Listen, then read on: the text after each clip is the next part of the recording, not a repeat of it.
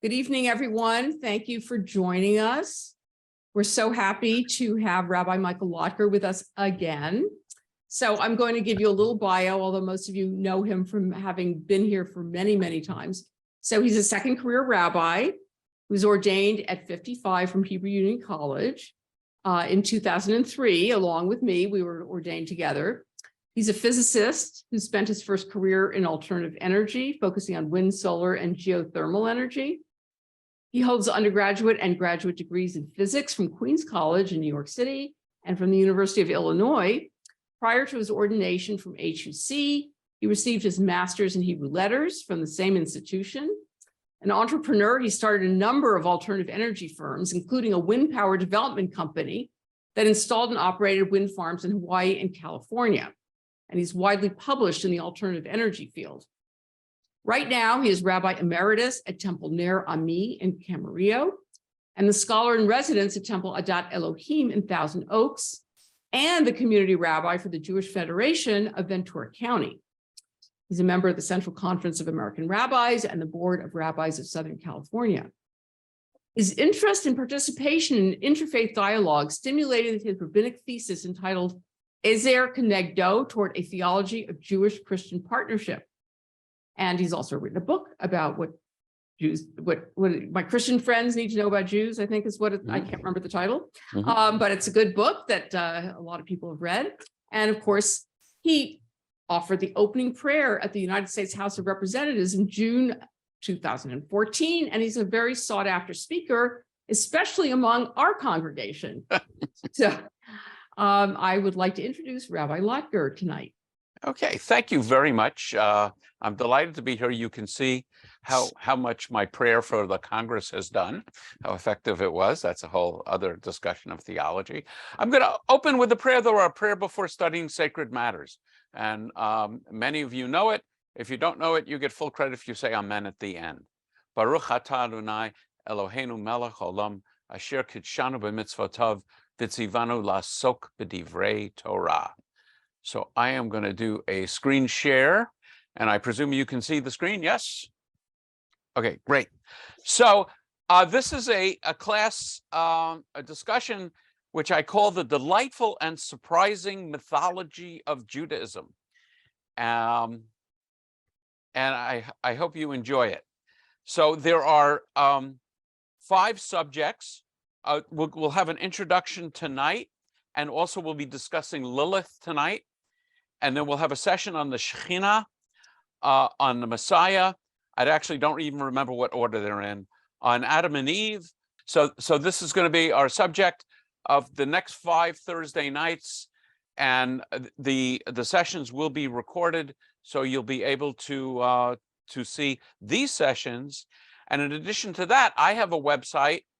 And if you go to the website and you click on classes up here, and you scroll down, you will see I taught this a few years ago. And so I have all of the texts. The texts, as you'll see, are basically copied from a book. And as I did this, I so that it would be a little easier to download for people, I did it for, the copies of my slides for individual sessions. And then if you click here, you would get a copy of all of the presentation slides. So you don't have to do screen grabs or captures. Everything is there. And then if you want to hear the recording that I did a couple of years ago, you can click here and it's YouTube recordings. And as I was starting to mention to Rabbi Singer, I had about 60 or 70 people online. So it wasn't very interactive when I did it the first time. So there's a much greater opportunity for you to ask questions.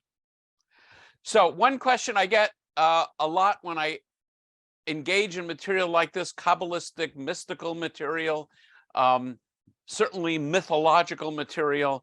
I mean, I guarantee a lot of this stuff you will have never heard before. And if you're like me, you'll be shocked and amazed that it's even part of Jewish tradition. So the question is, do I have to believe this? And the answer is no, you don't have to believe this. And as I add here, I will repeat this as often as necessary. We have one particular kind of a curmudgeon in our Torah study group, and he's always asking, do I really have to believe this? So the answer is no. Here, on the other hand, is the answer to every question that you might ask that I can't answer. God knows. So if you hear me respond by saying God knows, you will know that's because I don't have the knowledge or skill to answer your question. The book I am working from is this book. It's called The Tree of Souls. It's not small. It's by an amazing man named Howard Schwartz, who is probably the preeminent teacher about Jewish mythology. And he probably has half a dozen or more books. This one is a wonderful compendium. It's available, well, in hardcover, it's pretty inexpensive. And you can find it on Kindle. It was published in 2007, so you can probably find used copies as well. And as I mentioned, I'm basically supplying you all the texts we're going to study. But just to give you a sense of the format of what's presented in this book, Dr. Schwartz, I don't think he's a rabbi, basically gives us a text coming from mythological, mystical sources. In some cases, it's Talmud. And in fact, down here, he gives you all of the sources, gives us all of the sources. But what I really love about his texts is, or his presentation, I should say, is he doesn't just give us the text. He also gives us his commentary and context. And as you will see in some of these texts, it's very, very helpful. And then I love the fact that he gives the sources, because particularly these days with sources like Sepharia, you can go online and quite often look at the originals, either in the original Hebrew or in translation.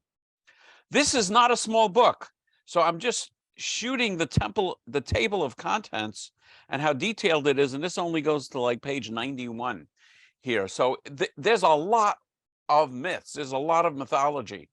The book is 618 pages long. The table of contents is 20 pages long.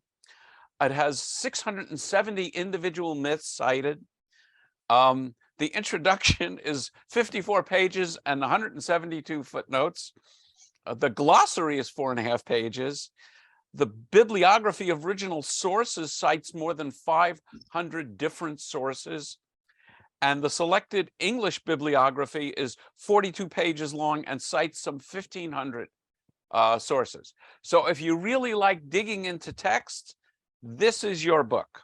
So anyway, let me jump into the reason we study. So I would say this is a Kabbalistic insight by Abu Lafia, as cited in Danny Matt's book, The Essential Kabbalah, about our purpose in life according to the mystics. The purpose of marriage of a man and woman is union. The purpose of union is fertilization. The purpose of fertilization is giving birth. The purpose of birth is learning. The purpose of learning is to grasp the divine. The purpose of grasping or apprehending the divine is to maintain the endurance of the one who apprehends with the joy of apprehension. I see this as the purpose of everything, according to the mystics, is just the joy of insight, the joy of insight into the structure of the world, the structure of God, and our own structure. Another quote that I love is from Abraham Joshua Heschel. The Greeks learned in order to comprehend, to understand. The Hebrews learned in order to revere. Modern man learns in order to use. So the purpose of learning, according to Heschel, and I think this mystical insight, is to be more in awe of God. And, we're dealing with mysticism here.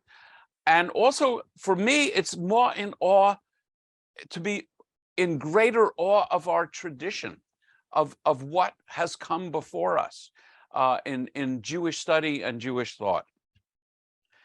So as I say, this is a caution. If during this class or any time after you have an intense spiritual experience that lasts more than 4 hours, call your rabbi immediately. Suzanne, that's you. Okay, so Jewish spirituality and mythology.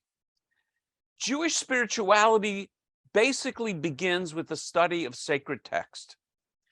The presumption is our sacred text, which we study, the Bible and the rest of the Torah, the rest of the Bible, and then the oral law, the Talmud, and then rabbinic tales, Midrash and Zohar, all of these sacred texts. The underlying assumption is that they are infinitely deep in meaning. I like to think about it, certainly from Torah point of view, as like a singular love letter from God. If you were on the proverbial desert island and you were separated from the love of your life, and you knew you would not get another letter from this person in your lifetime, but that person had written you a long, long letter, you would read it over and over and over again. You would wonder why he or she underlined certain words, why certain words were bigger, why there was differences in calligraphy. I actually once gave this introduction, and a woman said, "This actually happened to me." And I said, "What? You're on a desert island?" No, she said, "No. I was in a very serious relationship with a guy, and when we broke up, he wrote me a long letter. And I read it over and over again, and she said he wrote one phrase in it, and she couldn't tell whether he wrote, 'You're very lovely,' or 'You're very lonely.' And from the context, it was ambiguous. So this sounds like Torah to me." And she said she agonized and agonized and agonized. I guess she never had the courage to ask him what he actually said. But that's the way we read Torah, like a love letter from God. And words are very powerful in Judaism. The Hebrew word for word, devar, plural devarim, is also the Hebrew word for things. So words are extremely important and concrete in Judaism. And that's how we will approach these texts. I'm going to be reading a lot of texts. And so, I hope you will be patient with me, because that's really, this is a text study. So it addresses what were Jews' interests. We've been around 3,000-4,000 years. What do we focus on? Well, we didn't focus on producing great art. Here's some examples of, amazing art. We didn't focus on fantastic sculpture. We didn't focus on creating fantastic architecture. And we didn't focus on building great armies. I know you've been reading you've read through Joshua, and you've read through some of the stories of conquest, but for the last 2,000 years, we haven't had great armies. So Jews focused on texts, on intensive study of text. So here's a text. Actually, I can read it. The screen's a little small. Achar hadvarim ha'ela gidal hamelech Achashveros et Haman. So you might recognize what text I'm reading, and you hear the word Achashveros and Haman. This is actually a scroll of Esther. And here is a book of Talmud. And here's just some wonderfully old books. I actually have books that look a lot like this, of old books. And this I found online, a 400-year-old Jewish library that survived Hitler and the Inquisition. And the result is some great minds in Judaism. So here are some examples of great minds. We have Einstein. We have Jonas Salk, the developer of the polio vaccine. Ruth Bader Ginsburg, another great Jewish mind. I'm not quite sure who these are. Maybe some of you know these three great Jewish minds here. I think it's Mo, Larry, and Curly, if I'm not mistaken. And George Burns and Kermit. I'm not sure whether Kermit is Jewish or not. I'm still working on the research for that. And our traditional approach is dig into text. That's what we're going to be doing. So in the world of yesterday, it was a lot of Jewish men arguing back and forth, that digging into the text. And today, it's men and women.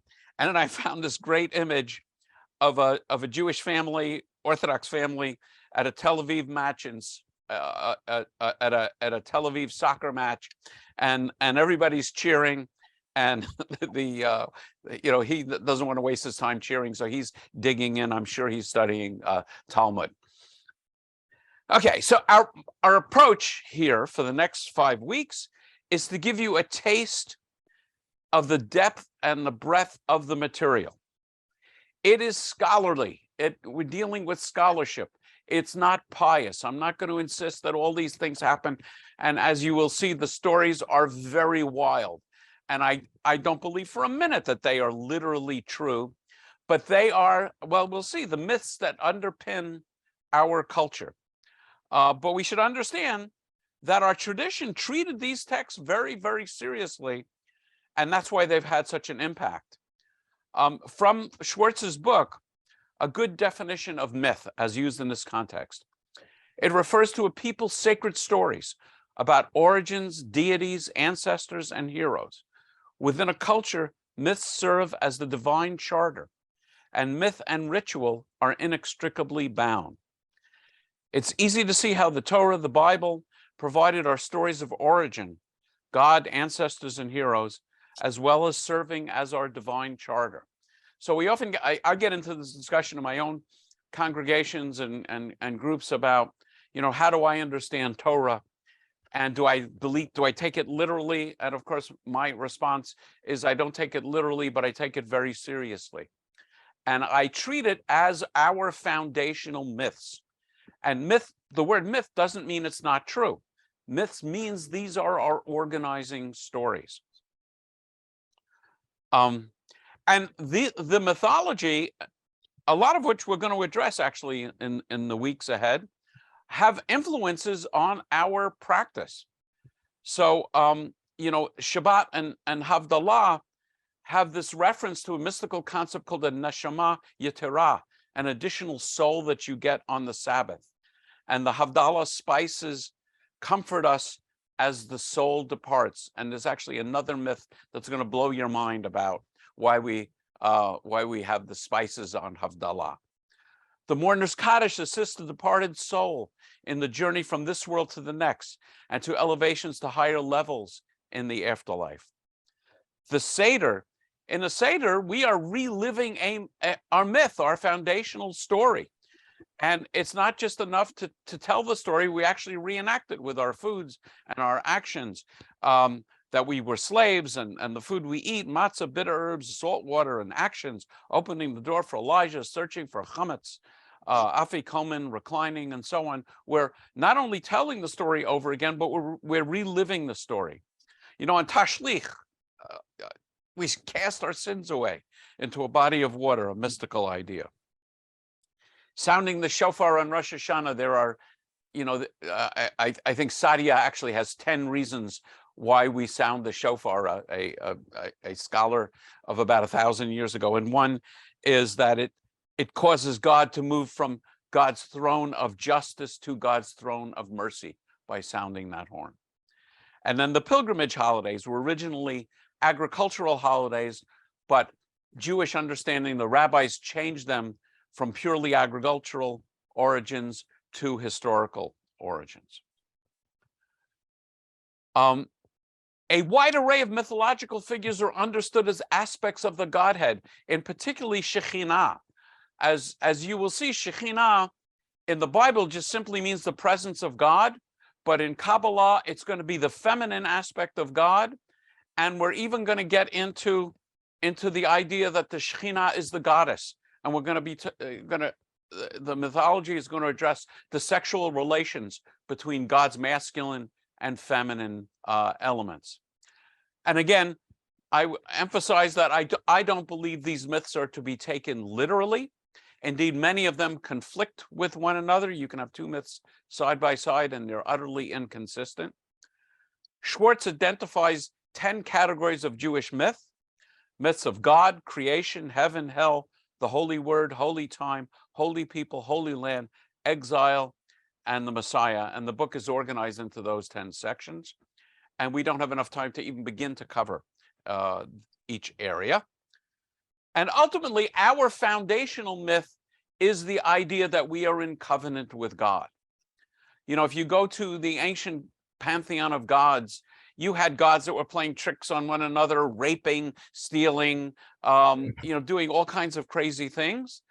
Judaism's, I would say, the most radical invention in our tradition is the idea of a God who is bound into covenant, a God of justice who is expected to do justly, a God who has obligations to us, even as we have obligations to God. And the creation story is a story ripe for mythology. And Schwartz reports that there are 100 different creation myths in Judaism, more than any other kind of myth, any other subject. So I want to give you some examples of midrashic method. So the word midrash comes from the Hebrew verb lirdrosh, which means to draw out. So basically, midrash starts with some kind of issue in the text and then digs in the text for additional insight and wisdom coming from the text. So this is a little bit tedious, but it's a good example of how these myths get created. In the opening of Genesis, where God is creating all kinds of things, on the first day, God says, "Yehi or," and there was light. But the sun, the moon, and the stars aren't created until the fourth day. So this opens up a mythological or midrashic floodgate where we can ask, what was the light on the first day if it wasn't sun, moon, and stars? So Isaiah has some lines about light, a prophecy about light in a messianic era, leading rabbis to conclude that the light of the first day and the fourth day are different. The light of the first day is a hidden light, or ganuz, or the light of paradise. Speculation is it was 7 times brighter than the sun. Where did this primordial light go? So we have primordial light on the first day, and then we have sun, moon, and stars on the fourth day. So what happened to this light? A quote from Job: now one does not see the light, but it shines in the heavens. So God removed this light, some say after 36 hours, and hid it away for the righteous in Olam Haba. Olam Haba can mean the world to come, as in after the arrival of the Messiah, or even the world that we will occupy after our deaths. Some say the light lasted until Adam and Eve ate the fruit. The Zohar teaches whenever the Torah is studied at night, a single ray comes from this hidden light and stretches forth to those who study. I love this idea that we're bathed in this primordial light. Rabbi Nachman of Bratslav said the light is hidden in the stories of Torah. Another rabbi says the light isn't hidden at all, but only the righteous can see it. So this is kind of the midrashic method. So any questions? And you can feel free to unmute yourself. That's actually easier for me than if you type questions in chat before we dive into myths of Lilith. Okay, hearing none. So we're going to dive into the mythology of Lilith, and here are a couple of images of Lilith. So the midrashic method in myth, we discussed the issue with light, and now we're going to discuss the issue with Lilith. Here's the problem in the biblical text. It's actually a very obvious problem.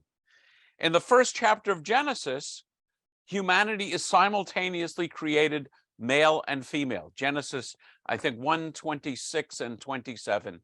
God says we created in the divine image, and it says male and female, he created them. And then in the second chapter of Genesis, actually in the middle of, I think it's the middle of the 4th verse of the second chapter of Genesis, all of a sudden we find ourselves in the Garden of Eden, and there's nothing. And then God fashions the Adam from the Adamah, fashions the earthling from the earth. And you have just Adam, and we don't have, it's not clear that we have a woman. So you have a man, and then as you know, we're going to have a surgery, and when we discuss myths of Adam and Eve, I'll talk more about different ideas about this other than Lilith. But the story in the Garden of Eden is there's some kind of surgery, and from some bone in the man, usually thought to be a rib, God creates a woman. So the question is, what happened to the first wife? What happened to the first woman in chapter 1 of Genesis? So is it clear what the problem is? And so one answer is going to be Lilith. So Jewish myths, and we'll read some of these myths, identify the first wife as Lilith in a mythology that has continued to expand to this day. And what I love about this, the myths about Lilith, is they expanded throughout, ancient history, medieval history, more modern history, and we'll still see stories about Lilith developing to this day. So here are just some thoughts about Lilith, and we'll see this in some detailed reading of the myths. What happened to Lilith? We had a woman in chapter 1, and then all of a sudden in chapter 2, there's no woman. So one story was she was too uppity, and she wanted to be on top during sex. And apparently Adam didn't like this, so he expelled her from the garden. And then mythology, keeps tracking her, and we'll see that. And you'll see she takes demons as lovers. And some myths have her stealing seed, literally stealing semen from men in their nocturnal emissions, and using that seed to create half human, half demonic beings. She becomes a queen of demons who is a threat to the life of babies. And we'll see some of the stories about the amulets that you can use to protect your babies. And in modern times, she becomes a role model for Jewish feminism. Today, Lilith is a quarterly magazine for Jewish feminism, first published in 1976. And I'll show you, some covers. So Lilith, who throughout Jewish history has a very negative sort of connotation, because she asserted herself to Adam, she now gets a positive feminist connotation. And Rabbi Singer, always feel free just to jump in with your own thoughts on some of these things. Okay, so now I'm just going to read some texts about Lilith. So this is, I'm not super familiar with a lot of these sources, the Alpha Beta of Ben Sirah. When God created Adam and saw he was alone, he created a woman from dust like him and named her Lilith. But when God brought her to Adam, they immediately began to fight. Adam wanted her to lie beneath him, but Lilith insisted that he lie below her. When Lilith saw that they would never agree, she uttered God's name and flew into the air and fled from Adam. Then Adam prayed to his creator, saying, Master of the universe, the woman you gave me has already left me. So God called upon 3 angels, Senoi, Sansavoy, and Samangelov, to bring her back. God said, go and fetch Lilith. If she agrees to go back, fine. If not, bring her back by force. And I should digress a little bit. In Jewish mythology and in Kabbalah, there are lots of named angels. And I don't even try to keep track of them. I mean, we know some biggies that we talk about all the time. There's Michael, my favorite, because that's my name, Michael. We have Michael, means who is like God. We have Raphael. Refuah means healer, the healing of God. Gabriel, the strength of God. Uriel, the light of God. But in Jewish mythology, there are scores and scores of different named angels. Okay, so their job is, to go and get Lilith. The angels left at once and caught up with Lilith, who was living in a cave by the Red Sea, in the place where Pharaoh's army would drown. I love the way these myths sort of tie geographical references in. They seized her and said, your maker has commanded you to return to your husband at once. If you agree to come with us, fine. If not, we will drown 100 of your demonic offspring every day. Okay, presumably Lilith has been running around creating demonic offspring. And if she doesn't come with them, they are going to be drowned. What better place to drown them than at the spot of the Red Sea, where Pharaoh's army will drown? Lilith said, go ahead, but don't you know I was created to strangle newborn infants, boys before the 8th day and girls before the 20th. Let's make a deal. Whenever I see your names on an amulet, I will have no power over that infant. When the angels saw that this was the best they could get from her, they agreed, so long as 100 of her demon children perished every day. That is why 100 of Lilith's demon offspring perished daily. And that is why the names of the 3 angels are written on amulets hung above the beds of newborn children. And when Lilith sees the names of the angels, she remembers her oath and leaves those children alone. Okay, yeah, so I didn't include the commentary on this because this one was pretty clear. You may know from some of you reading that there's Maggie Anton has written a series of books. The first one was called Rashi's Daughters, and I think she has 3 volumes of Rashi's Daughters. And her latest one, I can't remember the name of it, but it deals a lot with magic and Judaism, and she talks a lot about these amulets. And people would tie red ribbons above. Do any of you have any experience with amulets in growing up? No. Okay, I mean, an obvious amulet is the mezuzah, the scroll in the mezuzah. I mean, you know, it's commanded in the Torah, but it is an amulet. It's a scroll that we hang on our doorposts. Okay, so developing the idea of Lilith a little further, a lot further. The cellar. Every impurity engenders demons. Whenever a man's seed is spilled, his demon offspring are conceived. Lilith, or one of the daughters of Lilith, steals it. A drop is all that is needed. These demon sons regard the man as their father. They find a place to live in his house, whether in an attic or a cellar or even in a closet. They make their home there. Not even married men are safe from the lure of Lilith. No sooner do their wives turn their backs than Lilith seeks out victims among them. She appears to them in dreams during the night and as visions during the day. Sometimes Lilith so sways a man that she becomes his secret wife. This is what happened in the city of Posen, where there once was a goldsmith who was secretly married to Lilith. The demoness lived in the cellar where the goldsmith had his workshop. He spent time with his demon lover every day while keeping her existence secret from his family.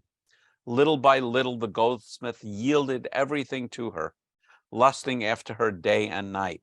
And you can see by the number of sources how often this concept is quoted. I think I have. Yeah. Oh, no, the myth continues. Once it happened that the goldsmith even got up in the middle of the Seder, the Passover Seder, when the words, "and they went down to Egypt" were read. It reminded him to go down to his cellar. So he went down to the cellar. His wife followed after him, afraid that he was ill.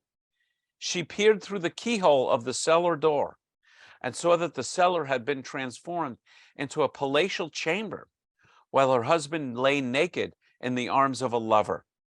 Maintaining control of herself, she returned to the Seder and revealed nothing to the rest of the family.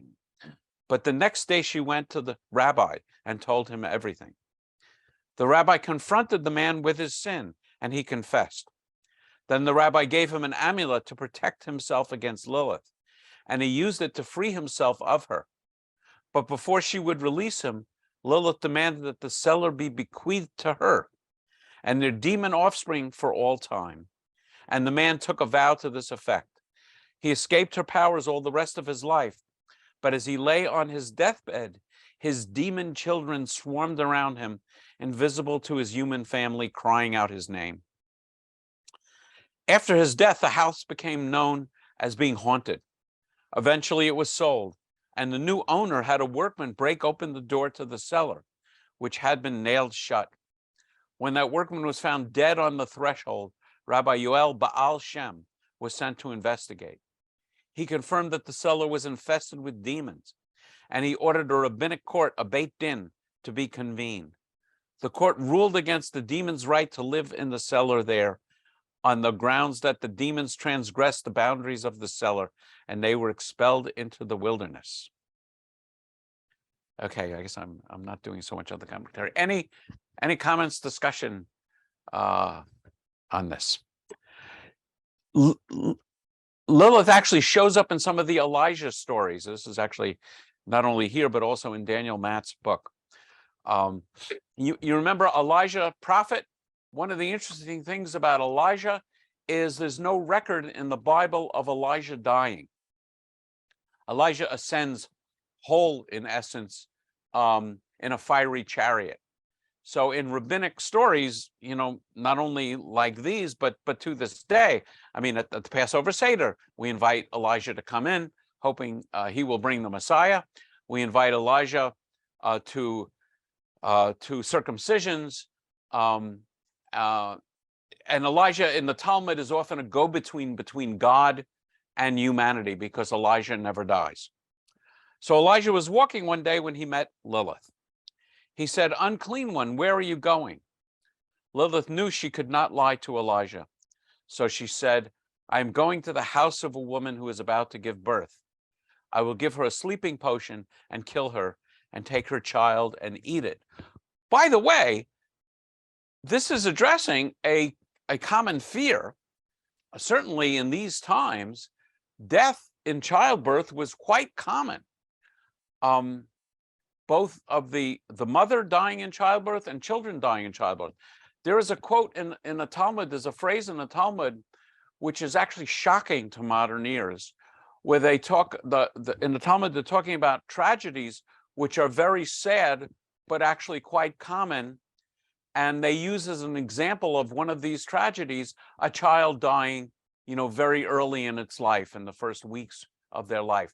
And the commentaries, it's so common, while it's sad, we can't, let it really interfere with the course of our life. So the rabbinic imagination, the Jewish imagination, is going to blame this on Lilith.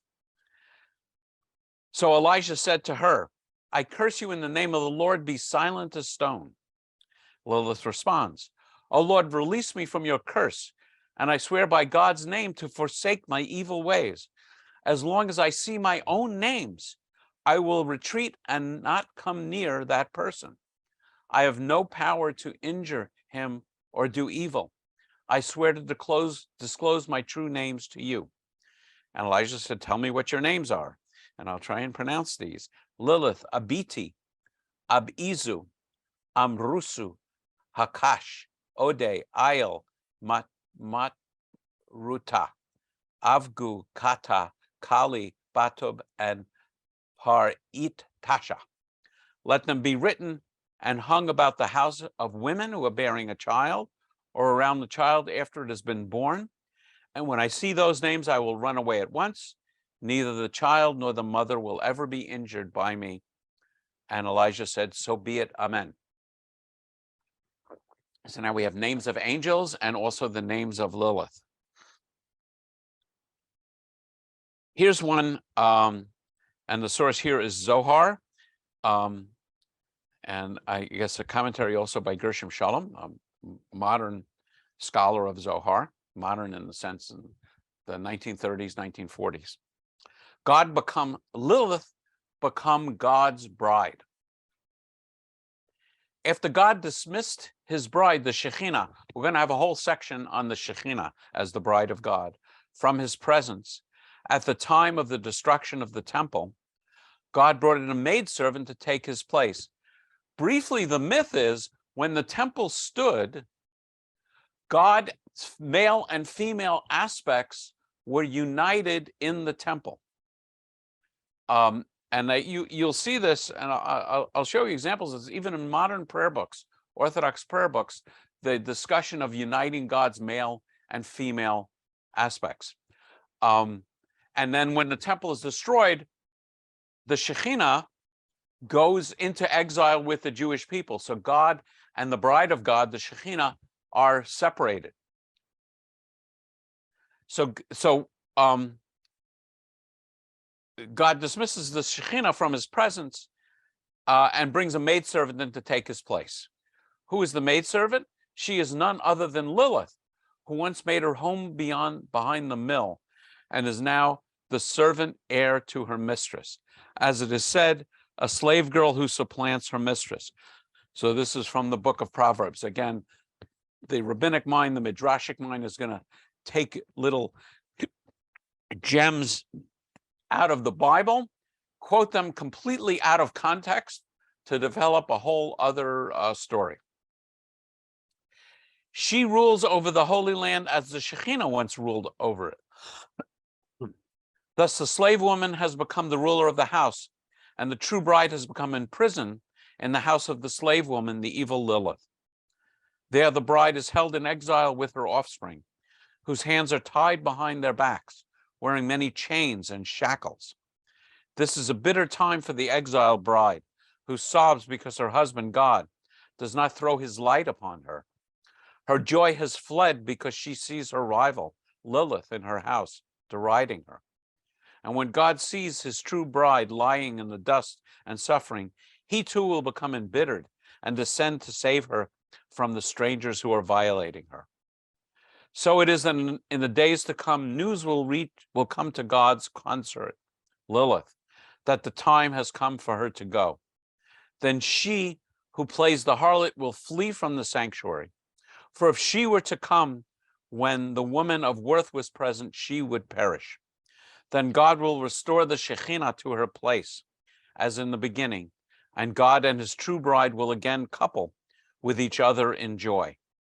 As for the evil slave woman, God will no longer dwell with her, and she shall cease to exist. Can't remember if I have commentary on this. No, I don't. The idea here is it's a myth to express the concept of Israel with a destroyed temple. So, we have in our liturgy, we have an interesting phrase. In the Shema, we proclaim Adonai Echad, God is one, yes? And then when we get toward the end of the liturgy, we actually quote a phrase. No, I can't quite remember who it's from. It's from one of the prophets, and it says, Bayom hahu yihya Adonai echad u'shemo echad. On that day, on some day in the future, God will be one and his name will be one. So you have this very odd thing about proclaiming God's oneness, and then the idea that God isn't really one. So the mythology that's embraced here is the idea that with the destruction of the temple, God's male and female aspects have been separated. And in a sense, the Shekhinah, remember, Shekhinah, we're going to talk about her. The Shekhinah in biblical Hebrew simply means the presence of God. But it's a feminine word. It ends in ah. So it has feminine characteristics. So the mystics, the Kabbalists, are going to take and understand this is the presence of God in the world, but are going to describe it as a feminine presence. And with the destruction of the temple, God and the Shekhinah are separated, and the world isn't okay. And so our goal is to reconnect them and have them be rejoined. The temple will be rebuilt, and it'll be the end of times. The Messiah will come, and then I don't know what happens. God knows. So I mentioned the magazine Lilith. Here's the first issue back in the 70s, and more modern issues about sisterhood and feminism, and their 40th anniversary issue. Okay, so that's what I wanted to say about Lilith. Rabbi, we can either have a discussion or I can just go ahead and maybe even have more myths at the end. Michael, why don't you stop sharing and we can look at the various people on the screen and see if anybody has something they want to. Okay, I think you need to unhighlight you. So unhighlight me, yeah. Unhighlight you. Remove spotlight. There we go. Okay. Okay. So anybody have you heard about Lilith before? I think some of you probably have. Yeah, and what's your impression of Lilith? What have you heard about Lilith? I should have asked that in the beginning before I presented the material. I always thought of her as a mean person who was killing kids. Mm. Well, that was about it, right? Yeah. But did you know the origin, that it came from the fact that she wouldn't lie on top or under, I'm sorry. Right. I didn't know that part. Just in case you thought our tradition was really progressive. Oh, yeah, it's not progressive at all. unless you argue, any other impressions of Lilith that people have had? Somebody, showing up, yeah. Irv wrote she keeps showing up in fantasy stories. Yes. So Irv, are you aware of, were you aware of fantasy stories, or are you commenting on what we've talked about tonight? Let's see, Irv. Both, he says. Okay. Did anybody have just positive impressions of Lilith as kind of the proto-Jewish feminist? Joan Schneider, she has her hand up. Joan, Yeah, I go see ahead. it. Yeah. I don't know if you're. remember there was a character named Lilith in that very popular TV series about the bar. And she was definitely a feminist and definitely a very hard person with very little feelings for other people. So I can't remember the name. If I could remember it, I'll tell you. This is the one with the Boston bar, Yes. where yes, you go, everybody knows your name. Yes, exactly. Oh, okay. Somebody ought to be able to remember the name of that show. That Cheers? Cheers, Yes, right. yes, That's thank right. you. Yeah, Cheers. yeah. Yeah. There was a character Lilith. I actually didn't remember Yes, she And was Lilith- married to the psychiatrist. that. Okay. And then it carried on to the sequels too in Seattle. Oh, okay. Lilith Okay. had a large part in that too. And- Go ahead. I was going to ask you, Rabbi, have you ever heard of anyone naming their child Lilith? That's a very interesting question. No, I have not. No, nor But- have I. I was going to mention something just that occurred to me just now. Since Purim is coming up, we have good old Vashti, right, who is demonized by the rabbis also. And she happened to be a very strong character because when the king Ahasuerus asked her to come parade in front of his drunken friends, Mhm. presumably naked, which is what the rabbis thought, she said, absolutely not. And she was vilified by the rabbis, but she's become a feminist icon since then. Yeah, she was And- certainly vilified by Ahasuerus and his buddies. But You also sense that by she the was also rabbis. Yeah, the rabbis think she made all the Jewish women work on the Sabbath. Oh, and- yeah. There is Right. some of that. I was telling Rabbi, I did a detailed study of the book of Esther. Yeah, so Vashti is an interesting character. And it's one of the ironies of Vashti is she gets into trouble with Ahasuerus because she won't show up when she's summoned. And on the other hand, and in contrast, Esther has the courage to show up at the risk of her life when she's not summoned. So it's kind of an interesting mirror image. Right. Two Yeah, different I don't see forms of kids being rebellion. named. I don't see kids being named Vashti either. No, I'd name my cat Vashti. Okay. So Ryan Lester Wilson says BB Newworth to return as Lilith in the Frasier sequel series. Oh, cool. I didn't know she was in there either. Okay, so we have Joan, and I see Ruth raising her physical hand. Ruth. Yeah, I don't know whether, I just saw a really interesting program by the author of Frankly Feminist from Lilith magazine with short stories written by Jewish women in all categories. And it wasn't necessarily, and apparently they were really interesting, very short, short stories, but it's just been published. I think it just came out this week. I don't know whether you're familiar with that or not, but it sounded like a really interesting book. It was not about mythology. It was not negative. It was pretty positive. And I think it'd be sort of an interesting book to read. It's the first one published of these by this author. She didn't write any of them. She just collected these. Yeah, so she's at. Yeah, and the fact that they named the magazine Lilith is because of Lilith being sort of the proto-feminist, and Right. wouldn't necessarily put up with Adam's desire to be literally on top in all ways. I have a question. Mhm. So you're doing all these mythology stories in Judaism. And that in addition to certain, sort of, what is it called when you believe in crazy stories? Like the fact that at a Jewish wedding, you smash the glass and it's Right. to scare away the evil spirits. Like, Mhm. I thought we were not supposed to be superstitious, right? And all of this mythology seems in contrast to Judaism. So I thought you maybe address that a little bit. Okay, yeah, it's a great question. I don't know where you get the idea that we're not supposed to be superstitious. Maybe enlightened, Reform and conservative Jews in Judaism developed this idea in the history of Kabbalah.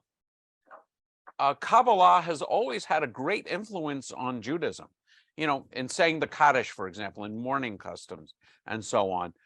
That's heavily influenced by Kabbalah. And I would say one of the revolutions of a little over 100 years ago in conservative Judaism and Reform Judaism is to take more of a scientific approach and a more rational approach to Judaism. And I think really that's what you're responding to. And there's a great quote. Let me just add one more thing. I think this is about Gershom Shalom, who I think was at JTS, which is the conservative seminary. And the head of the seminary was once quoted as saying, Kabbalah, Jewish mysticism, is Narishkeit. Narishkeit is a Yiddish word which means foolishness. But the study of Narishkeit is scholarship. So there was great respect for Gershom Shalom, but without taking anything that he might, that Kabbalah might teach as being serious. So one of the things I would just point out is that I would say until the last 100 or 150 years, this filled Judaism. I would say it doesn't now. It shows up in interesting ways, as you say, like breaking the glass and mourning customs. I'm always amazed we can call this mythology. I mean, the covenant is our foundational myth, as I mentioned. So one of the things I'd be interested in your thought on this. I just attended a bris, a circumcision of a newborn. It astounds me that Reform Judaism never got rid of circumcision. It astounds me as well. Of all the things you Yes. would think would be the first to go, Absolutely. you would think that would be it. Absolutely. And But Abraham Geiger called it, primitive and barbaric. It is primitive. I think you can argue it's barbaric. Although, the doctors may argue that there's actually medical reasons and Yeah. so on. But there it is. And we still do it. And I'm not aware of any rabbi, any Reform rabbi. I mean, I think many Reform rabbis, and as you know, we've served on Beit Dins together where we didn't insist on circumcision. And that would be my position for conversion or even for a newborn. But I don't know any Reform rabbis. There may be some, but I don't know them that actively discourage circumcision and reject it. There are Reform rabbis that reject wearing a talit, that reject wearing a yarmulke. But I'm not aware of, because it is such a powerful, I would say, tribal, primitive, Absolutely. atavistic, pick your adjective, Absolutely. part of us. So Joan has a great question, but before I get to that, I just want to push you a little further on this question, because yes, Kabbalah was part of Judaism, and then we came and become very rational and shoved it out of the way for a number of decades. But I was also thinking about the origins of the religion, because we were trying to distinguish ourselves from the pagans, right, around us. And they believed in all this superstitious stuff. And we were supposedly, our identity was in contrast to that. On the other hand, we have the Urim and Tumim, right? The little stones that were thrown by the high priest. And there's all this stuff that doesn't make sense when we talk about what the religion is supposed to be. Yeah, so I would say, if you take the attitude, what Judaism is supposed to be is sort of the enlightenment of the last 100 to 150 years, I would agree with you. But on the other hand, this is a pretty modern innovation in Judaism. So I would say the innovation in Judaism is one God, and a God of justice, and a God of consistency, and not, you have these wonderful myths in Greek mythology and Egyptian mythology of the gods raping and stealing and setting fire, and you look at the story of creation. Our story of creation in Genesis is a very orderly, methodical creation. Right. The Babylonian myths and other myths of creation are wars between gods, and they cut open some huge dragon and out pops, humanity from the belly of this huge dragon. So I would say that, to me, is the innovation in Judaism. But this stuff, the stuff of mythology, is really where we're coming from. And just think about all the animal sacrifice. Yeah. You sacrifice this stuff, you throw blood here, you don't throw blood there. There's a lot of blood rituals Yes. in ancient times. Absolutely. And you're allowed to eat this part of it, but burn up the fat Right. completely. True, And true. yeah. So Joan has a great question. She says, mythology generally has a lesson to teach. What would be the lesson in the case of Lilith? That's, well, on one hand, I would say it is first, it arises because of a problem in the text, namely what happened to the first wife. And second, it comes to explain the origins of babies and mothers dying in childbirth. And then what's the solution to babies and mothers dying in childbirth? It's amulets, and amulets are symbolic of your attachment to Judaism. And you think about mezuzahs. I went and visited someone at a senior facility, and they had just moved in, and the elderly woman who had just moved in was upset because she lost a lot of her independence and so on. I went there to hang a mezuzah, other than just to get to know her and counsel her and so on. But I hung the mezuzah on her doorpost, and she was in tears. And I mean, seriously emotionally moved by that symbol. So my guess is all of these amulets breaking the glass. Look, as you know, Suzanne, we officiate at weddings, and a lot of times we'll sit down with a couple, and the things they want is they want a chuppah and they want to break the glass.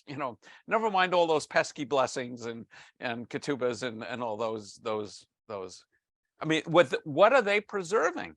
They're really preserving sort of mythology, the chuppah as a sign of, a symbol of the home, and breaking the glass with all kinds of crazy symbolism.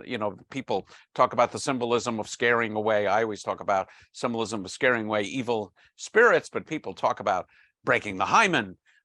People talk about repairing the world. I mean, there's a million different stories about why we break the glass. But you will never go to a Jewish wedding. You'll go to Jewish weddings without a rabbi. You'll go to Jewish weddings without a chuppah. You'll go to Jewish weddings without a ketubah. You go with Jewish weddings without a word of Hebrew.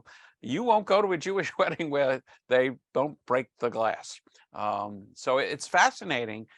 And I would guess there is something in our nature which longs for these very primitive connections. You're muted, Rabbi. Sandy is going to ask a question. Yeah. Just a minute. I was thinking about I guess they're Catholic kids, I'm not sure, that wear St. Christopher's medal. Mm-hmm. And it kind of reminds me of the amulets you're talking about to protect the babies. Yeah, so I don't know if St. Christopher is the traveler's. I don't know. Actually, I was at a program with a priest last night. But yeah, we wear amulets. I know people that, clearly Jews wear Jewish stars and even mezuzahs or the chamsa. Okay, so you're wearing a chamsa? Is that right, Sandy? I can't say it. Here, just a second. Because I don't have you. Yeah. Okay, so I don't remember if we're going to talk about the chamsa. So do you know what the origin of the chamsa is? What's up with the chamsa? So let me ask you, Sandy, around your neck is a hamsa. So why do you wear it? And do you have any sense of what the sort of the mystical origins are? I don't know about the origins, but I know it's supposed to be the hand of God to protect you from the evil eye. Right. So do you believe in the evil eye? Not really. Kanahara, thank God you don't believe But- in the evil but eye. it- But identify- it's not particularly Jewish either. No, Well, I mean, Christians and Muslims also have it, but it identifies me to other Jews that I'm a Jew. When somebody yes, I'm sees trying my to see where's my house, hamsa. I have a hamsa around here somewhere. It's right under these books. I don't know where it is. Ah, it's a shame because I have one on my desk. Yeah, so the origin actually is Muslim, and it's the hand of Fatima, which I think is Muhammad's daughter-in-law, but it's become a very powerful symbol. Where I have it, that's really annoying. It's become a very powerful symbol in Sephardic Jewry, and certainly in in Sonia's world. I think some of you may know I'm married to a Moroccan Jew, Sephardic Moroccan Jew, and just like when we give a donation, it'll be $18 or $180 or something. Do you know why that is? Why 18? Anybody know why 18?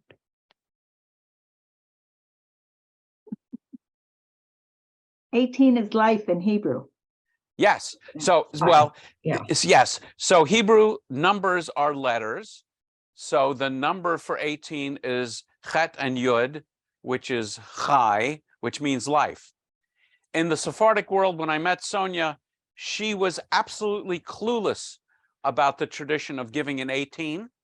In her world, it's always 5 and 500.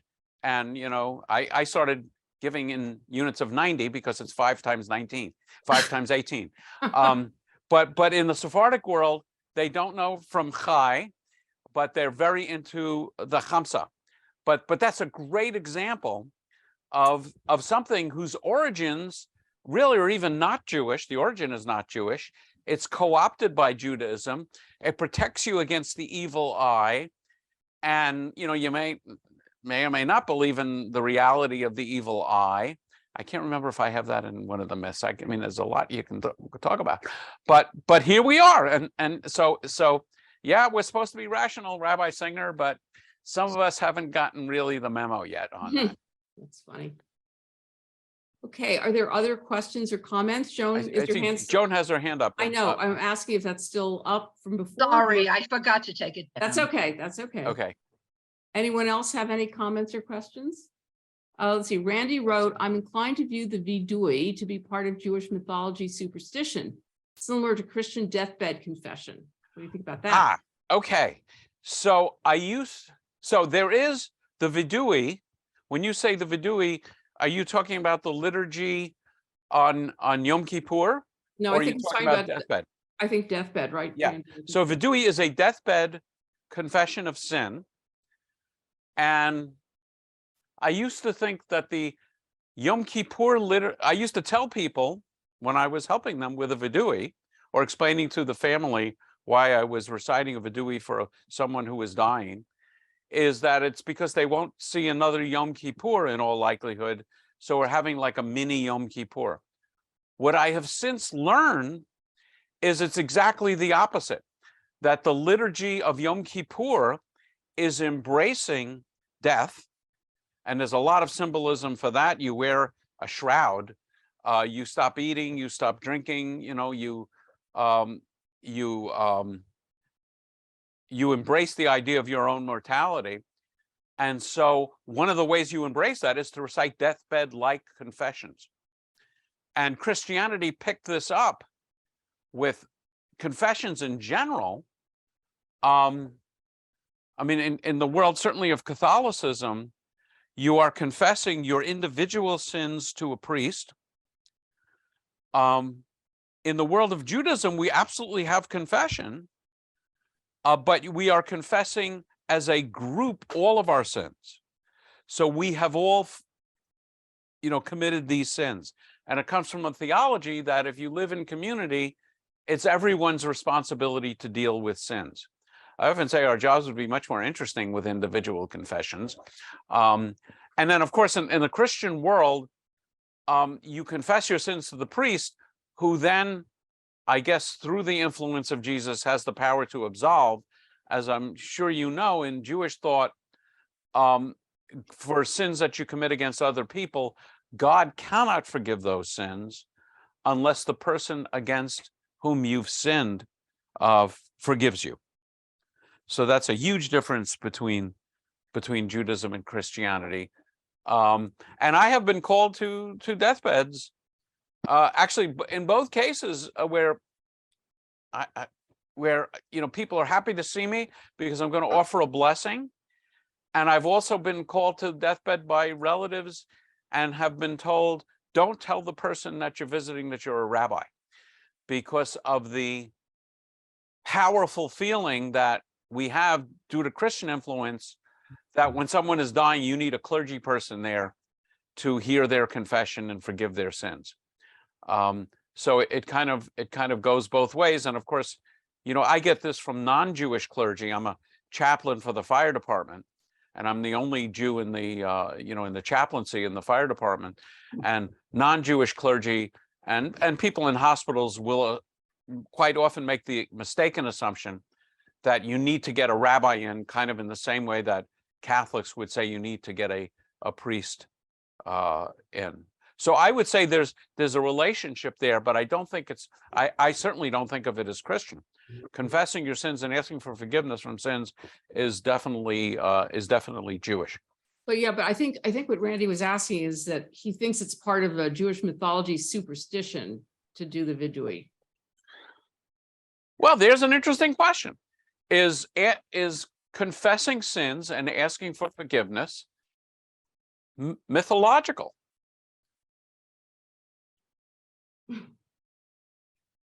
I would ask you, Rabbi, the whole idea of talking to God and having a relationship with God. I have a relationship with God. I'm not sure I believe in God. That I bounce back and forth on, but I have no doubt that I have a relationship with God. And, that may be that I'm off my meds or something, but or I need psychotherapy. But of that, I have no doubt, and it's changed my life. I mean, it's affected my career choice. Obviously, yeah, it reminds me. Yesterday, I had 100 students from Notre Dame, a Catholic high school. Oh, wow. One of them asked me, "What does agnosticism mean?" And I was going to say something to the effect, you don't know if God exists or not, but you sort of operate maybe as if God did exist, just in case. Yeah, well, I remember reading, and I can't remember who it was, a modern rabbi saying, most of us are intellectually agnostic. This sounds like Ron Wolfson to me. Most of us are intellectually agnostic, but we have to choose to live our lives as though God is a reality, as though our Judaism is a reality, or we choose to ignore. Well, you were asking me about, whether some of the stuff, believing in God is mythological. I mean, I think religion is mythological, Yes. right? I mean, for example, when we get the Torah out of the Ark, we are reenacting Sinai. Right. And so there's a way in which we are, feeding in or plugging into that myth of, God was up there and handed us the Torah. So a lot of what we do is, related to mythology, and it's not rational. As you said, circumcision. I mean, I completely agree with you. I could never understand that everything was jettisoned except that. Right. As you said, Abraham Geiger, who was a Reform rabbi in Germany, just said it was barbaric. But yeah, there's a need for something beyond the rational, right? Yeah. So I call it super rational rather than superstitious. But I would say our Jewish practice, as distinguished from our ethical practice, I mean, you don't need necessarily religion to know don't steal and so on. You do need religion to know that that we're going to say this particular blessing, that you're going to do a circumcision. This would not occur to you, on your own.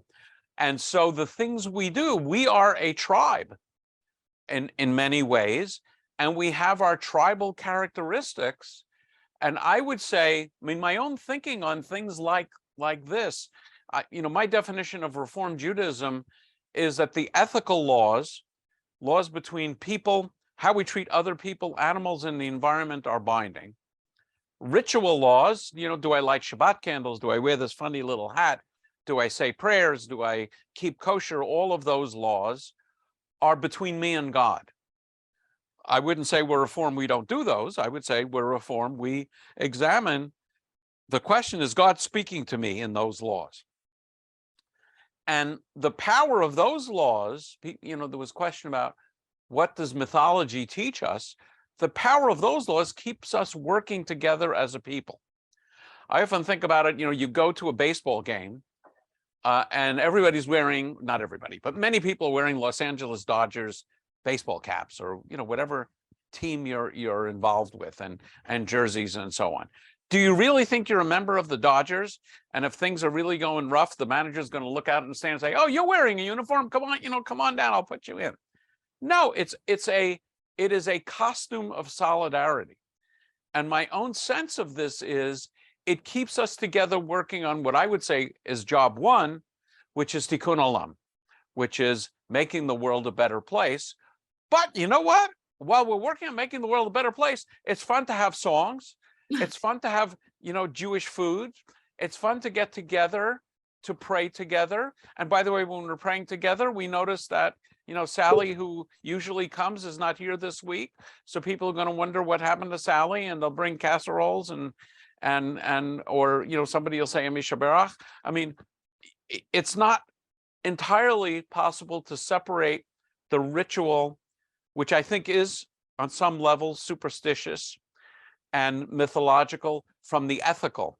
I think the ritual keeps us strengthened in pursuing the ethical.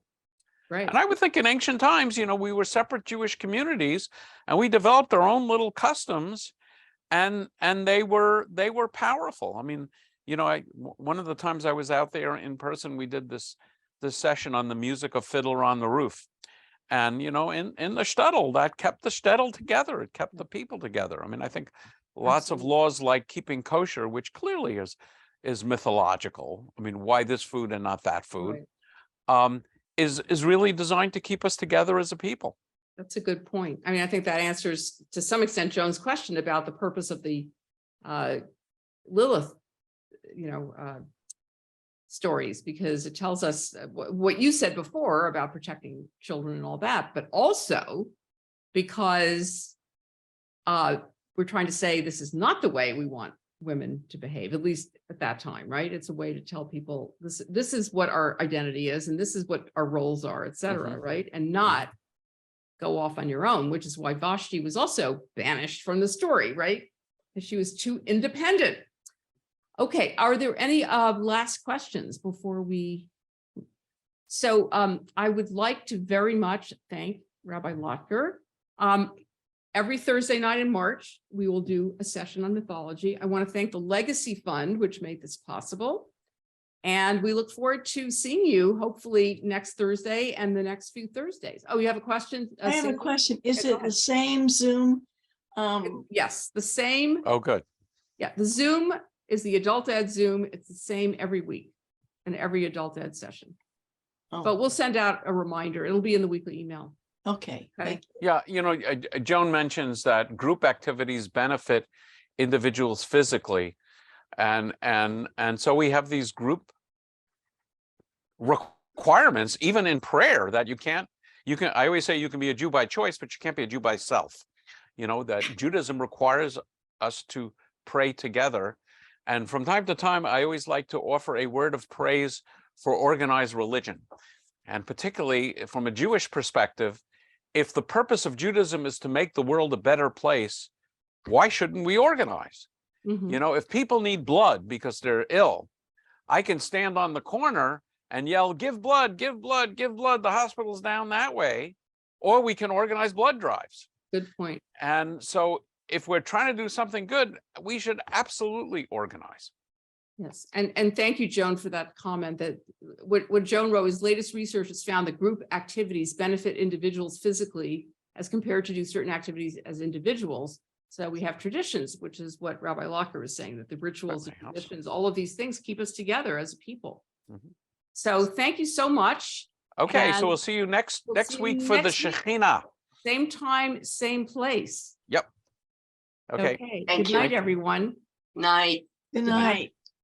night. Good night and thank you. Sure. Night.